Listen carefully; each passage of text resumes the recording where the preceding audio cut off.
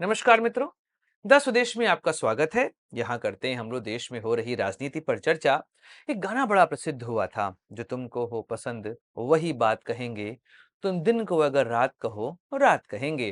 लेकिन बिहार में आरजेडी और कांग्रेस के बीच में यह गाना एक नए तरीके से गाया जा रहा है। जो तुमको हो नापसंद वही काम करेंगे। जी हाँ, अभी राहुल गांधी और तेजस्वी यादव की मुलाकात दिल्ली में हुई। कहा गया मुलाकात बड़ी शानदार रही। लेकिन जब तेजस्वी के सीएम चेहरे की बात आई तो कांग्रेस ने वहां पर खुलकर समर्थन नहीं किया। ऐसे में इस मुद्दे पर चर्चा करना आवश्यक है। क्या राहुल गांधी और तेजस्वी यादव सेम पेज पर हैं? क्या महागठबंधन में सब कुछ ठीक है?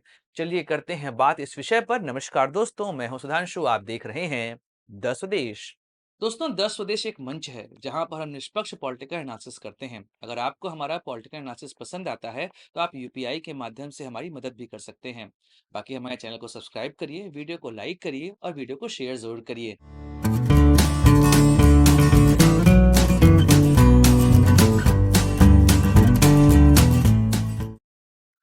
दोस्तों, लालू प्रसाद यादव और सोनिया गांधी, इनके राजनीतिक संबंध हमेशा से अच्छे रहे हैं।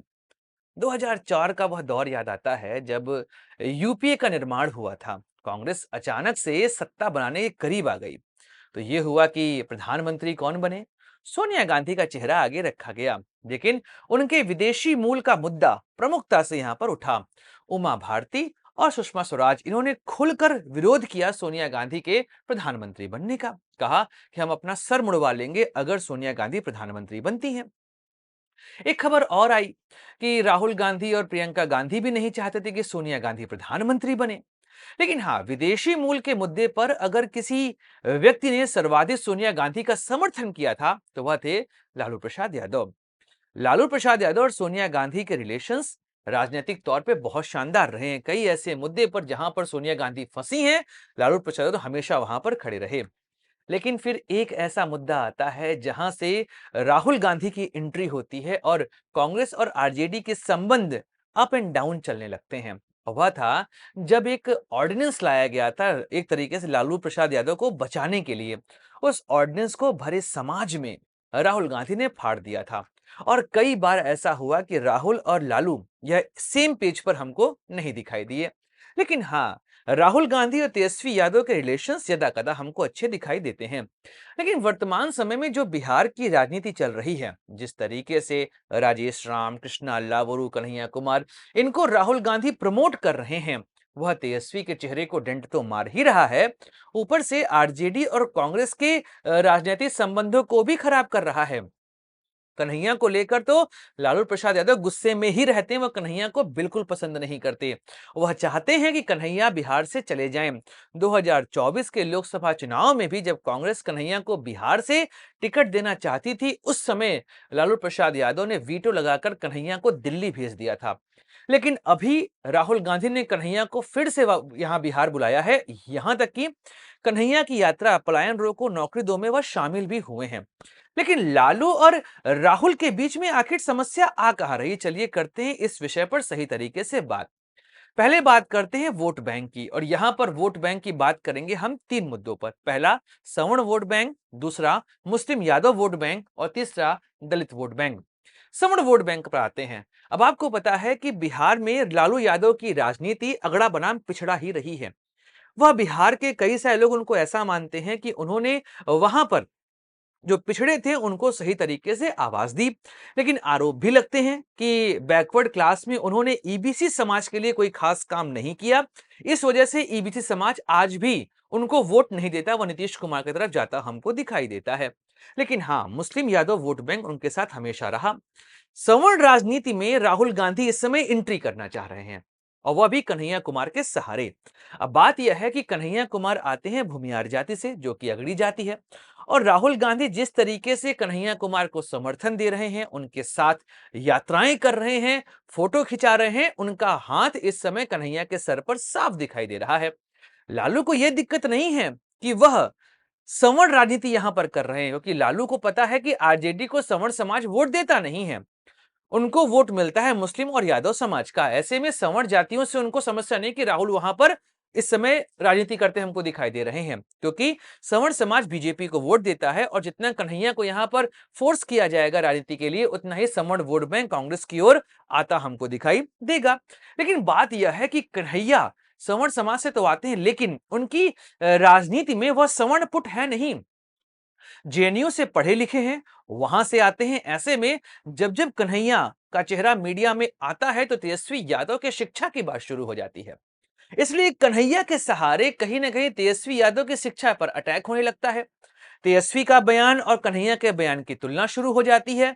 तो सवर्ण वोट बैंक को कांग्रेस खींचे, इससे लालू को दिक्कत नहीं है, लेकिन वह वोट बैंक वह कन्हैया के सहारे न खींचे, क्योंकि कन्हैया जितना पॉपुलर होंगे उतना ही तेजस्वी यादव के चेहरे को डेंट पड़ेगा। एग्जाम्पल के फॉर्म में आप देखिए कि सी वोटर सर्वे में पिछले 2 महीने में तेजस्वी यादव ग्राफ लगभग 6% गिरा है।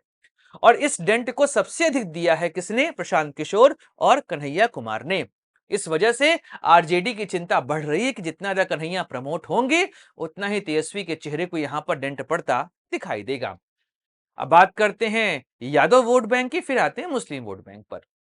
आपको भी पता है कि बिहार में लगभग 90% यादव वोट पूरे तरीके से आरजेडी को मिलता है और आरजेडी को भी पता है कि इस वोट बैंक में उनका अधिकार है। ये वोट बैंक कहीं उनके पास से छिटक कर नहीं जाने वाला।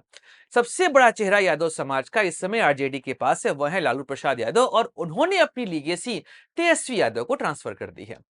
लेकिन कांग्रेस ने भी एक यादव चेहरा सामने रखा है और वह है पप्पू यादव। पप्पू यादव और आरजेडी की अदावत बहुत पुरानी है। यहां तक कि पूर्णिया में जब कांग्रेस चाह रही थी कि पप्पू यादव को टिकट दिया जाए, वहां पर भी आरजेडी ने यह कह दिया कि यहां से हमारा ही उम्मीदवार उतरेगा, पप्पू यादव को टिकट नहीं मिलेगा। कांग्रेस मन महसूस के रह गई। ऐसे में जब कांग्रेस में पप्पू यादव ने अपनी पार्टी का विलय किया, उन्होंने कहा ठीक है पार्टी टिकट न दे, लेकिन मैं निर्दलीय ही वहां से खड़ा हूंगा। अब आप समझिए कि कांग्रेस ने यहां पर खुलकर पप्पू यादव का समर्थन भी नहीं किया था। लेकिन अभी आप देखेंगे कि राहुल गांधी पप्पू यादव को बिहार में लगातार भेज रहे हैं और कह रहे हैं कि वहां पर जाकर राजनीति करो। अच्छा, पप्पू यादव की राजनीति भी उसी तरीके से है जैसे तेजस्वी यादव राजनीति करते हैं। ऐसे में यादव समाज के दो चेहरे अगर राजनीति में आमने सामने दिखाई देंगे, तो ऐसे में उस वोट बैंक पर भी डेंट पड़ेगा। लालू को यह बात बिल्कुल पसंद नहीं आ रही है कि यादव समाज के वोट को कांग्रेस यहां पर बांटती दिखाई दे। वह कोशिश कर रही है कि पप्पू यादव को वापस दिल्ली बुलाया जाए और बिहार की राजनीति से उनको एकदम अलग कर दिया जाए, क्योंकि अगर पप्पू यादव यहां पर उठेंगे, उनकी राजनीति आगे बढ़ेगी, तो वह एक तरीके से तेजस्वी के चेहरे को ही यहां पर फीका कर देगी। यह तो थी यादव वोट बैंक की कहानी। अब बात करते हैं मुस्लिम वोट बैंक। अगर बिहार में यादव मुस्लिम वोट बैंक को जोड़ा जाए तो यह लगभग 30% वोट बनता है। ऐसे में मुस्लिम समाज का वोट भी आरजेडी को पूरे तरीके से मिलता है। लेकिन अगर 2019 का लोकसभा चुनाव आपको याद होगा, तो उस चुनाव में केवल एक सीट महागठबंधन को मिली थी और वह भी किशनगंज की, जहां से कांग्रेस के उम्मीदवार मोहम्मद जावेद जीत कर आए थे। बाकी सभी उम्मीदवारों को हार मिली थी। 2020 में विधानसभा चुनाव हुआ, वहां से 19 उम्मीदवार चुनकर आए थे महागठबंधन से, जो जो कि मुस्लिम समाज से आते थे। इसमें से 4 कांग्रेस के और 5 एआईएमआईएम से चुनकर आए थे। अब राहुल गांधी की वर्तमान राजनीति में आप देखेंगे कि मुस्लिम वोट को अपनी तरफ आकर्षित करने का प्रयास हमको दिखाई देता है। जैसे प्रियंका गांधी ने फिलिस्तीन का बैग लेकर वह लोकसभा चली गई थी। उसके अलावा राहुल गांधी लगातार बोलते चले आए हैं मुस्लिम मुद्दों पर। अभी वक्फ बिल पर जिस तरीके से कांग्रेस ने, खासकर इमरान मसूद, इमरान प्रतापगढ़ी, इन लोगों ने लोकसभा में अपनी बात रखी, फिर मल्लिकार्जुन खड़गे ने राज्यसभा में बात कही, और अभी गुजरात में कांग्रेस का अधिवेशन हुआ, वहां पर भी वक्फ को लेकर लगातार राहुल गांधी बोलते दिखाई दिए। तो मुस्लिम समाज को यह दिखाई दे रहा है कि आने वाले समय में कांग्रेस को वोट देना उनके लाभकारी होगा। लालू प्रसाद यादव को यह बात पसंद आ नहीं रही है, क्योंकि इमरान मसूद का एक भाषण भी बहुत प्रचलित हो रहा है, जब उन्होंने कहा कि समंदर में बहुत सारी लहरें उठ रही हैं, इन लहरों की वजह से छोटी नाव यहां पर डूब जाएगी। ऐसे में मैं कहता हूं कि तुम लोग बड़ी नाव पर सवार हो जाओ। बड़ी नाव मतलब कांग्रेस, लहरें मतलब बीजेपी की राजनीति, और छोटी जो नावें हैं उसका मतलब होता है छोटी छोटी क्षेत्रीय पार्टियां। इन लोगों का साथ छोड़े मुस्लिम और आ जाए पूरी तरीके से कांग्रेस के पास। यह राजनीति आरजेडी को पसंद नहीं आ रही कि आप मुस्लिम वोट को अपनी ओर आकर्षित करने का प्रयास कर रहे हो, क्योंकि अगर यादव और मुस्लिम वोट टूटा तो आरजेडी की आधारशिला ही यहां पर दरक जाएगी। अभी मुस्लिम समाज ने नीतीश कुमार का एक तरीके से बायकॉट कर दिया। ऐसे में आरजेडी को उम्मीद है कि यह समाज और अधिक रूप में हमको यहां पर वोट करते दिखाई देगा। एक राजनीति है जिससे लालू जी और असहज हो रहे हैं, वह राजनीति है दलित समाज की। 2024 से जिस तरीके से राहुल गांधी ने दलित समाज की राजनीति की है, कई जगहों पर दलित समाज ने कांग्रेस को वोट दिया है। अभी आप देखेंगे जब अमित शाह ने बी आर अंबेडकर पर टिप्पणी की थी लोकसभा में, उसके बाद राहुल गांधी कुछ दिनों तक केवल नीली टी शर्ट में ही दिखाई दिए। नॉर्मली वह व्हाइट टी शर्ट में रहते हैं, लेकिन अभी वह नीली टी शर्ट में घूमते आपको यदाकदा दिखाई दे जाएंगे। उस राजनीति की खिलाफत तो मायावती जी ने भी की थी, आकाश आनंद ने भी की थी, लेकिन हाँ, उस राजनीति का प्रभाव यह पड़ रहा है कि अब कांग्रेस प्रयास कर रही है कि दलित समाज के वोट को फिर से अपनी ओर लाया जाए, क्योंकि एक दौर में यह वोट उनको ही मिला करता था। लेकिन बिहार में चूंकि क्या हुआ कि अभी दलित समाज में महादलित सम्मेलन था, जिसमें तेजस्वी यादव ने कहा कि आप हमको वोट दीजिए, हम आपके लिए काम करेंगे। अच्छा, अभी जब कृष्णा लावरू पहुंचे बिहार के प्रभारी बनकर, तो उन्होंने अखिलेश प्रसाद सिंह को हटाकर राजेश राम को बना दिया बिहार का अध्यक्ष। दलित समाज से आते, रविदास समाज से आते हैं। ऐसे में महादलित कम्युनिटी का वोट बैंक, दलित समाज का वोट बैंक वह अपनी ओर आकर्षित करना चाह रहे हैं। यह राजनीति भी लालू जी को यहां पर सूट करते दिखाई दे नहीं रही है। वह चाह रहे हैं कि राहुल ऐसी राजनीति यहां पर ना करें। एक और मुद्दा है जिसको लेकर रार साफ दिखाई दे रही है, वह है जातिगत जनगणना।